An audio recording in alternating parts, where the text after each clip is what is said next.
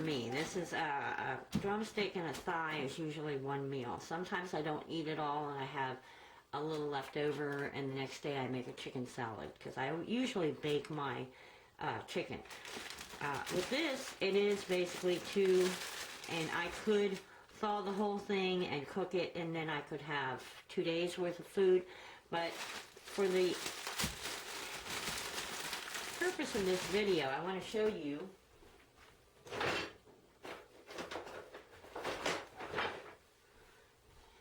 that with proper planning, you can store your meals. You can store your meat in such a way that you can just take out one serving and cook it. Now I have small glass pans. I have a couple. This is a baking loaf, which works really good for baking a small amount of chicken. I have a flatter baking pan, but right now it has some frozen sweet potatoes in the freezer. So what I'm going to do is take out the chicken wing and the thigh, and now this is ready to go back in the freezer for another meal. What I've done here is I've already taken out my chicken out of the freezer. It needs to thaw.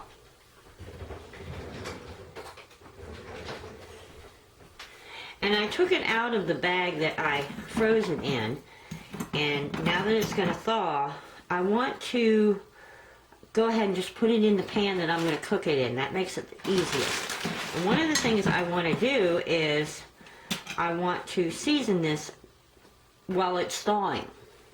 So what I've done is I've got a rosemary bush, and I've actually crushed the rosemary and got it ready. So I'm going to sprinkle that over top. I want a little bit of garlic on this, and you're going to find that I generally, especially with these big containers, I put the garlic on my hands, which are clean, and then I put it on, because I have tried to sprinkle from the container, and a lot of times I get way too much, and as it is, I still have too much. So by doing it this way, I can make sure that I don't put too much of any spice onto my food. Now I want to add some more seasoning. I like to season my chicken with a little bit of garlic and kind of Italian flavors. So you can either buy the flavorings. You can buy oregano, basil, and a few other things. But I like to get the already made up Italian because it's already got all the spices together that I like. When you're buying a multi-pack spice like this, check the ingredients, make sure it is all the spices that you like. This one, for example, has thyme, basil, marjoram, not sure what that is, rosemary, which I've added some because I like a lot of rosemary, savory, and oregano. I believe when they say savory, it's, I don't know if it's an unknown or if it's a certain kind. I need to look that up. But anyway. So, now these have good shakers, and I don't tend to overshake on these, so I can just shake right on.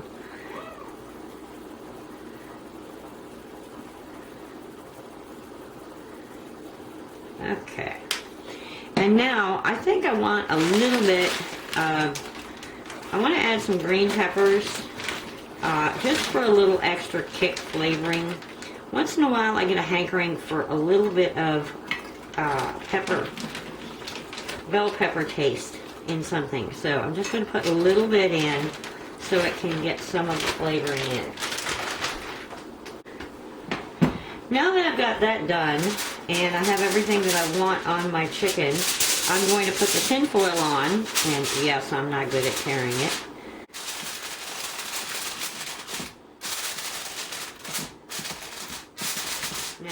Now, right now it's lunchtime, and I plan to make this for dinner, so I can put this in the refrigerator, and then about an hour or two before I'm ready to cook, I will take it out and make sure if it's not thawing properly or fast enough, I'll go ahead and just take it out and leave it on the counter covered up.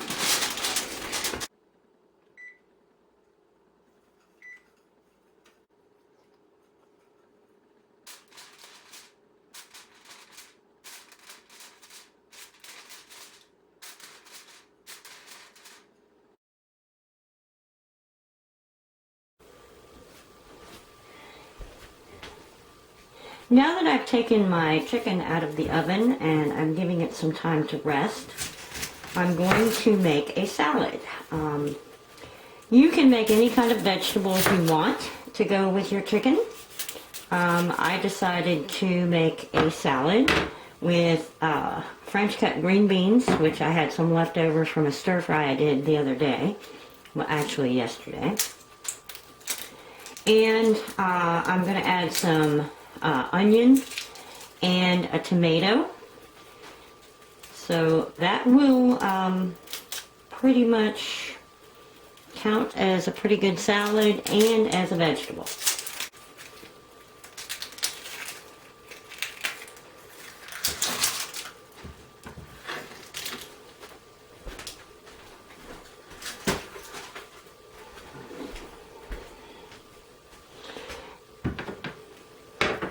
Now this tomato doesn't look the best, so I'm going to rinse it.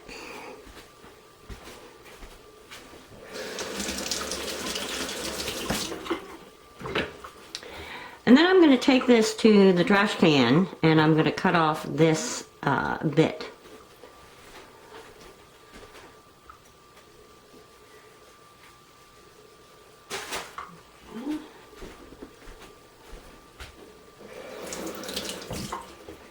Now that looks pretty good. Okay, so I've tasted this, and despite the sprouts that are starting, it actually tastes pretty good, so I'm happy with using it. So I'm going to cut this up into some chunks.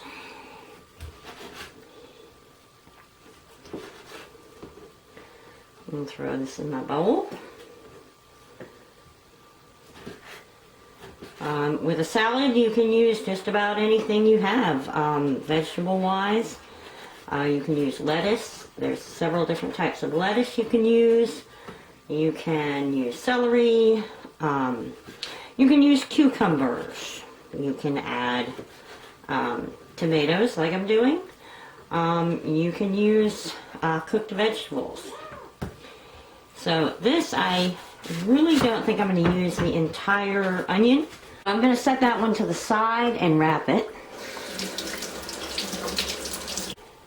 Now I decided to rinse my onion because it's the evening and I get a lot of heartburn, so I know that these onions are kind of strong for me, and I learned from Jacques Pepin that if you rinse the onions, it's not so bad.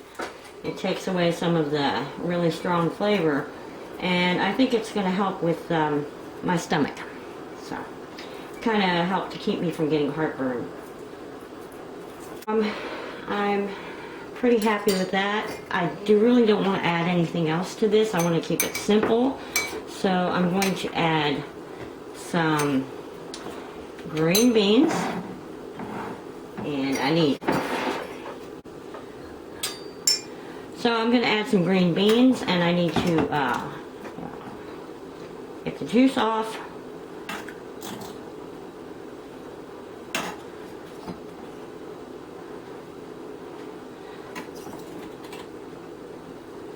Alright, I think that's good, and it leaves me with just about enough green beans to either make another salad tomorrow or to use them in a stir fry. So I'll put those away in a minute. Now what I have here is some regular white vinegar and some vegetable oil, and I've mixed them half and half. I buy the vinegar in the huge gallon jug, so it was just easier to do this than to try to put it all on camera. So now I have some Italian seasoning. I'm going to mix some of that into the dressing. And this way I know I'll get good even coverage with the seasoning. And pour that on. Now the nice thing about a green bean salad, when you don't have lettuce in your salad, lettuce can actually wilt if you don't eat it right away. So you have to wait to put your seasoning and your dressing on. This way I can just go ahead and put the dressing on and it can soak in, and it's not going to, nothing's going to wilt. So, all right.